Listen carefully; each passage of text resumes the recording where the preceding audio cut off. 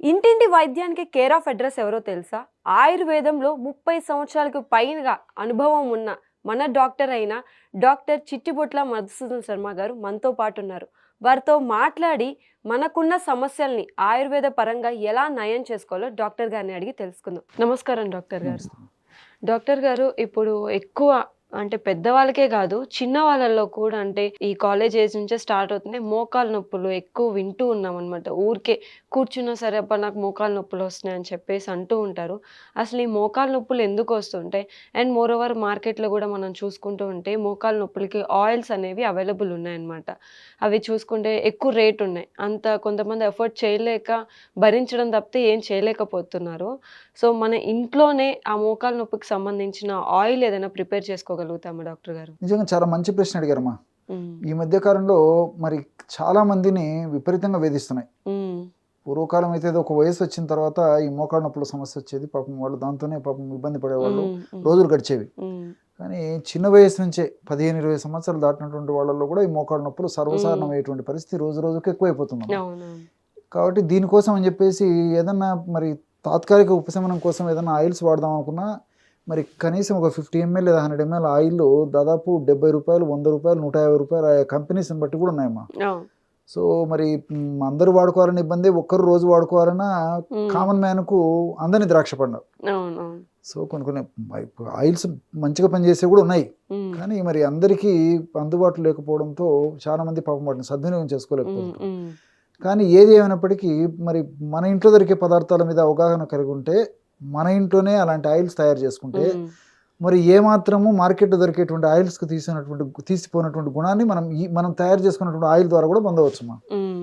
ఎలాగంటే సింపుల్ చెప్తాను చూడమ్మా. అన్నీ మనకు తెలిసినటువంటివే. ఆహ్, చాలా త్వరగా పనిచేస్తాయి. తయారు చేసుకోవడం ఈజీ, హ్మ్. వాడడం ఈజీ, రిజల్ట్ కూడా ఈజీగా వచ్చేస్తుంది. హ్మ్. సో ఎలాగంటేమా ఒక చిన్న పాత్రలో హ్మ్. 250 ఎంఎల్ కొబ్బరి నూనె తీసుకోవాలమ్మా. హ్మ్. Coconut oil. హ్మ్. సో 250 ఎంఎల్ కొబ్బరి నూనెలో ఒక 40 గ్రామ్స్ వామును కాస్త వేయించేసి చేసినటువంటి పొడి వేసేయాలి. హ్మ్. అర్థమైంది కదమ్మా. హ్మ్. 250 ఎంఎల్ కొబ్బరి నూనె తీసుకోవాలి ఒక చిన్న పాత్రలో. హ్మ్.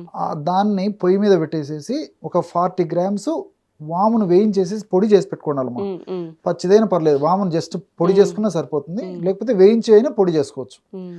సో అదేసేసి కొబ్బరి నూనె కాస్త వేడెక్కిన తర్వాత, అంటే కొబ్బరి నూనె వేడెక్కేసేసి కొద్దిగా పొగలు రావడం మొదలయ్యేటువంటి స్టేజ్ వచ్చినప్పుడు దాన్ని హ్మ్. దించేసేయాలి. హ్మ్. దించిన తర్వాత అందులో ఒక 25 గ్రామ్స్ వరకు హారతి కర్పూరం పొడి కలిపేసేయాలి హ్మ్. అమ్మా. హ్మ్. కాబట్టి పొయ్యి మీద ఉన్నప్పుడు మాత్రం హారతి కర్పూరం పొడి కలపకూడదమ్మా. హ్మ్. హ్మ్. పాత్రను కిందికి దించిన తర్వాత ఒక 25 గ్రామ్స్ అప్రాక్సిమేట్గా తీసుకొని జస్ట్ చేత అలాగంటే పౌడర్ అయిపోతుంది. హ్మ్. దాన్ని అందులో వేసి మూత పెట్టాలి. హ్మ్. హ్మ్. సో వేడి చల్లారే లోపు కర్పూరం హ్మ్. కర్పూరం అంతా కరిగిపోతుందమ్మా. ఓకే. సో కర్పూరం అంతా కరిగిపోతుంది వేడి చల్లారే లోపు. హ్మ్. సో ఆ విధంగా వేడి చల్లారిపోయిన తర్వాత ఆ యొక్క పదార్థం అంతా బాగా కలిపేసేసి ఫిల్టర్ చేసేసి హ్మ్. ఒక గాజు సీసాలో నిల్వ ఉంచుకోవాలమ్మా. హ్మ్. బ్రహ్మాండమైనటువంటి మోకాళ్ళ నొప్పులు తగ్గించేటువంటి ఆయిల్ అతి చౌకైన ధరకే రెడీ అయిపోయింది. ఓకే. చాలా చీప్ అమ్మా, అంతే కదమ్మా. అవునవును సార్. కొబ్బరి నూనె, వాము, కర్పూరమే కాబట్టి అది పెద్ద వాటితో పోల్చుకుంటే చాలా చాలా తక్కువ అమ్మా. అవును. అవును. సో మనకి బాగా పావు కిలో మెడిసిన్ ఆయిల్ రెడీ అయిపోతుంది అవును. ఇంచుమించు. అవును. అవును సార్. సో దీన్ని మోకాళ్ళ నొప్పి ఉన్నటువంటి వాళ్ళు సమస్య తీవ్రంగా ఉంటే రోజు 2 సార్లు మోకాళ్ళ భాగంలో అప్లై చేసి సున్నితంగా మర్దన చేయాలమ్మా. హ్మ్. మరి హార్ష్గా మరి గట్టిగా మర్దన చేయకుండా జస్ట్ జెంటిల్ మసాజ్. హ్మ్. అట్లా సమస్య తీవ్రంగా ఉంటే 2 సార్లు ఆ విధంగా చేయాలి. సమస్య కొద్దిగా ఉంటే జస్ట్ రోజు ఒక్కసారి చేసిన సరిపోతుంది. ఓకే. ఈ విధంగా చేయడం వల్ల ఈ చిటిక వేసినట్లు క్షణంలోనే వెంటనే తక్షణమే ఆ నొప్పి నుంచి ఉపశమనం దొరుకుతుంది. ఓకే. అదే. సార్, అలానే బయట మార్కెట్‌లో మనకి పెయిన్ కిల్లర్స్ అనేది ఎక్కువ అవైలబుల్ ఉంది. సో, బట్ మన వాళ్ళకి తెలవదు ఏ మాత్రలు అంటే ఇంటేక్‌గా ఏం తీసుకోవాలి మోకాలు నొప్పి తగ్గడానికి అని చెప్పేసి అవగాహన లేక ఏవేవో తీసుకుంటూ ఉంటుంటారు. అలాంటి వాళ్ళ కోసం ఇంటేక్‌గా తీసుకోగలిగిన టాబ్లెట్సా? లేకపోతే ఇంకేమన్నా మీకు తెలిసింది ఏదైనా ఉంటే తెలియజేస్తారా అండి? కొన్ని ఔషధాలైతేమా కొన్నాళ్ల పాటు తప్పని పరిస్థితుల్లో వైద్యుల యొక్క సలహా లేకుండా కూడా కొన్ని ఔషధాలు వాడుకోవచ్చమ్మా. హ్మ్. అలా అని చెప్పేసి ప్రతి ఔషధం నేను వైద్యం సలహా లేకుండా నేను ఏదో పుస్తకంలో చూసి వాడుకుంటాను, షాప్లో హ్మ్. అడిగి తీసుకొని వాడుకుంటానని చేయకూడదమ్మా. హ్మ్. వాళ్ళకై వాళ్ళు వాడదగినటువంటి ఔషధాలు మాత్రం చెప్తాను చూడమ్మా. హ్మ్. సో సర్వసాధారణంగా రాస్నాది గుగ్గులు అని చెప్పేసి ఔషధం దొరుకుతుందమ్మా. హుహు. రాస్నాది గుగ్గులు హ్మ్. దాని పేరు. అవి టాబ్లెట్స్ రూపంలో దొరుకుతాయి. ఓకే. రాస్నాది గుగ్గులు. హ్మ్. సో మాత్రలు గిన సన్నగా ఉన్నట్లయితే రోజు ఉదయం 2 మాత్రలు, సాయంత్రం 2 మాత్రలు ఆహారం తర్వాత వేసుకోవాలమ్మా. హ్మ్. మాత్ర పెద్దగా ఉన్నట్లయితే రోజు ఉదయం 1, రాత్రి 1 సరిపోతుంది. హ్మ్. రాస్నాది గుగ్గులు అనేటువంటి మాత్ర మింగేసేసి, హ్మ్. లేకపోతే మాత్రలు సన్నవైతే 2 అని చెప్పాను కదా, హ్మ్. మింగేసేసి అనుపానంగా సర్వసాధారణంగా మనం ఏదైనా టాబ్లెట్స్ మింగినప్పుడు వాటర్ తాగుతాం కదమ్మా, హ్మ్. హ్మ్. అలా కాకుండా ఈ టాబ్లెట్స్ మింగినప్పుడు దీనికి అనుపానంగా ఏం చేయాలంటే అశ్వగంధారిష్ట అనేటువంటి ఔషధాన్ని వాడుకోవాలి. ఓకే. అశ్వగంధారిష్ట. హ్మ్. సో ఇది మనకు లిక్విడ్ ఫామ్లో దొరుకుతుందమ్మా. Hmm. ఆయుర్వేద ఔషధ విక్రయశాలలో ప్రతి చోట అమ్ముతారు. హ్మ్. అశ్వగంధ అనేటువంటి ఔషధాన్ని ప్రధానంగా ఉపయోగించి తయారు చేసినటువంటి లిక్విడ్ ఏదైతే ఉందో, ద్రవరూప పదార్థం ఏదైతే ఉందో, హ్మ్. దాన్ని అశ్వగంధారిష్ట అనేటువంటి పేరుతో మనకు మార్కెట్లో విక్రయిస్తుంటారు. హ్మ్. సో ఈ అశ్వగంధారిష్ట అనేటువంటి ఔషధాన్ని 10 ml liquid, 10 ml water okay. కలిపేసేసి ఒక సీసాలు కానీ ఒక గ్లాసులు కానీ, అదే ఒక గ్లాసులో హ్మ్. హ్మ్. సో టాబ్లెట్ మింగేసేసి ఆ లిక్విడ్ తాగేసారు. హ్మ్. ఈ విధంగా రోజు ఉదయం ఒకసారి, రాత్రి ఒకసారి క్రమం తప్పకుండా కొన్నాళ్ల పాటు వాడుకోవడం వల్ల క్రమక్రమంగా మోకాళ్ళ నొప్పి వల్ల కలిగేటువంటి బాధ, పోటు, మంట, సలుపు ఇలాంటివన్నీ కూడా తగ్గిపోతాయమ్మా. హ్మ్.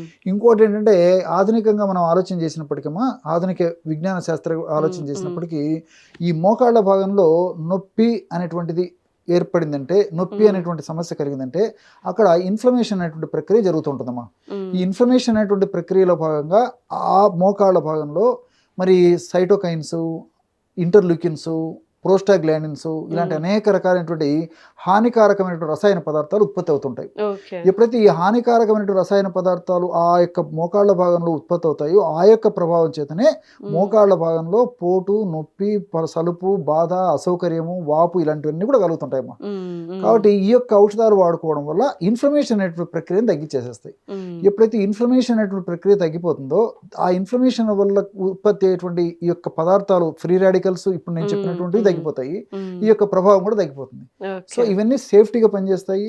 లాంగ్ టర్మ్ బెనిఫిట్స్ ఉంటాయి, సైడ్ ఎఫెక్ట్స్ ఉండవు, అన్ని సైడ్ బెనిఫిట్స్ ఉంటాయి. కాబట్టి హ్మ్. దీర్ఘకాలం పాటు వాడినప్పటికీ వీటి యొక్క ప్రభావము దేహంలో సదా ఉంటూ, సదా కాపాడుతూ, సదా ఆరోగ్యాన్ని రక్షిస్తుండేటువంటి పరిస్థితి ఓకే. ఏర్పడుతుంటుంది. కాబట్టి మరి నిరభ్యంతరంగా, నిరపాయకరంగా ఇలాంటి ఔషధాలు వాడుకోవచ్చు. కానీ కొన్ని ఔషధాలు మాత్రం ఖచ్చితంగా వైద్యుల పర్యవేక్షణలో వాడుకోవాలమ్మా.